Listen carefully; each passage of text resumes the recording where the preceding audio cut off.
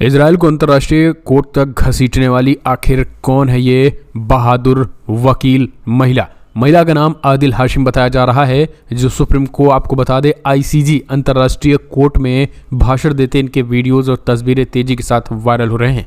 कहा जा रहा है कि इजराइल को घुटने पर लाने वाली और इजराइल को अंतर्राष्ट्रीय कोर्ट तक घसीटने वाले यही दक्षिण अफ्रीकी हाई कोर्ट की महिला वकील हैं।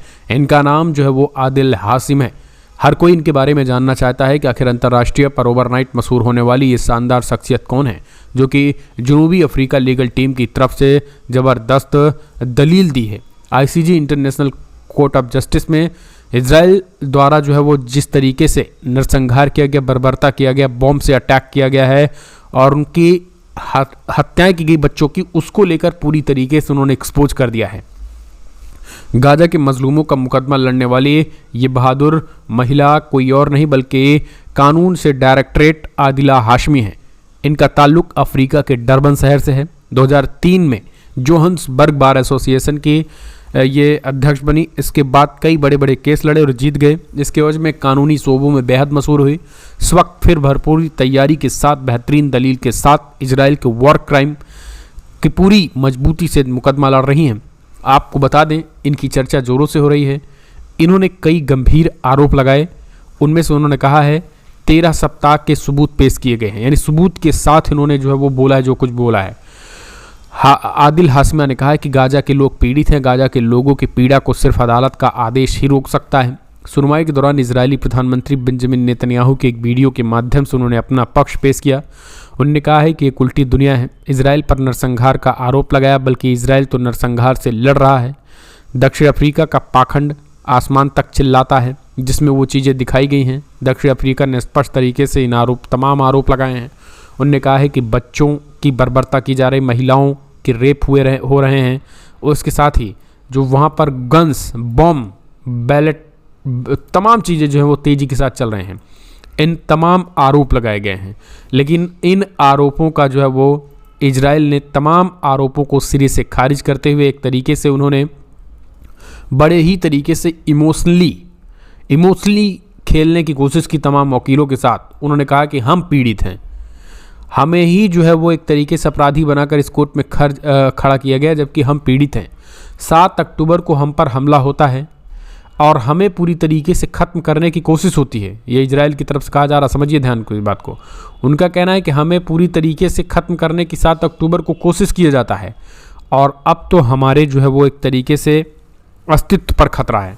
हम यहूदियों को पूरी तरीके से मिटाने की एक साजिश है। बताएंगे लास्ट में क्या कुछ हुआ, वो भी आपको बताएंगे। लेकिन उन्होंने कहा है कि हमें आत्मरक्षा का अधिकार होना चाहिए। हम जो है वो आत्मरक्षा कर रहे हैं, यानी 7 अक्टूबर को जो हमला हुआ था उसके बाद से अभी तक ये इजराइल वाले आत्मरक्षा ही कर रहे हैं। समझिए, इजराइल के कानूनी प्रतिनिधियों ने जोर देकर कहा कि उनकी सेना ने गाजा में अंतर्राष्ट्रीय कानून का अनुपालन में काम किया है और टेलीफोन कॉल और पत्रक सहित आसन्न सैन्य कार्रवाइयों को चेतावनी देकर नागरिक क्षति को कम करने का लक्ष्य रखा है।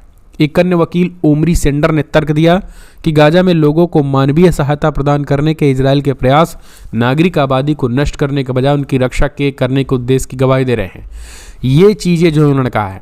हालांकि उन्होंने लंदन की क्वीन मैरी यूनिवर्सिटी में राज्य अपराध के एक वरिष्ठ व्याख्यान थॉमस मैकमैनस ने कहा कि अल जजीरा को बताया कि आईसीजी को गाजा के लिए अपनी मानवीय चिंता के बारे में इजराइल द्वारा त्रिचरित तस्वीर और ज़मीनी हकीकत के बीच बड़े पैमाने पर अंतर देखने की संभावना है।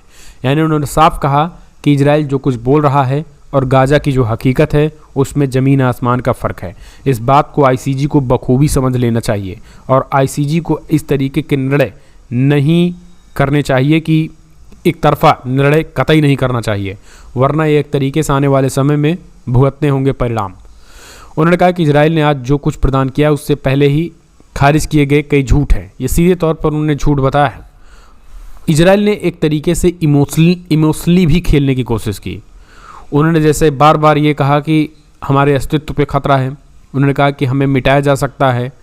हम जो है वो 7 अक्टूबर के बाद से हम आखिरी सांस जी रहे हैं। अगर 7 अक्टूबर को हम किसी तरीके से बच गए हैं तो हम उभरने की कोशिश कर रहे हैं। तो यानी ये तमाम तरीके की चीज़ें, तमाम तरीके से जो है वो इमोशनली खेलने की कोशिश की, जबकि अपना ये नहीं बता रहे हैं कि 23,000 जो सैनिकों को, 23,000 के जो लोगों को मारा गया है उनमें कितने हमास के लड़ाके हैं। बार बार हमास और साउथ अफ्रीका के बीच कनेक्शन दिखाने की कोशिश की जा रही है, लेकिन यहाँ पर साउथ अफ्रीका ने इस पूरे मामले में पूरी तरीके से खारिज कर दिया इनके आरोप को। कहा कि कोई जो है वो लिंक हमारे हमास के साथ नहीं है, हमारी संवेदनाएं जो है वो फ़लस्तीन के लोगों के साथ हैं।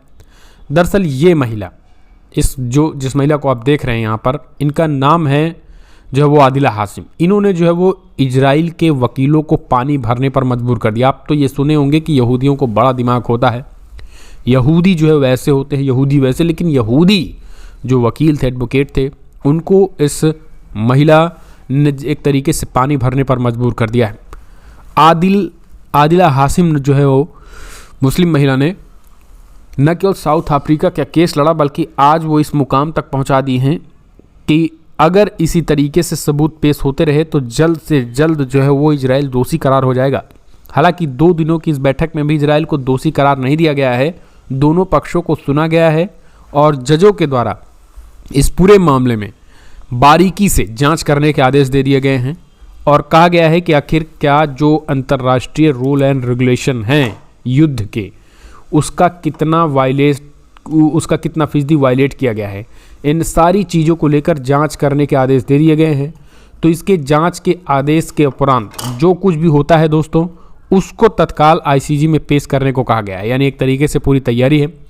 और उसके बाद अब दक्षिण अफ्रीका के इस महिला वकील के हाथों में सब कुछ है और संभवतः अगर इस महिला पर कोई दबाव, अंतर्राष्ट्रीय दबाव, अमेरिका का दबाव या और तमाम तरीके के दबाव नहीं पड़ते हैं तो आने वाले समय में परिणाम आप देखेंगे कि कई तरीके के प्रतिबंध इजराइल पर लगने वाले हैं।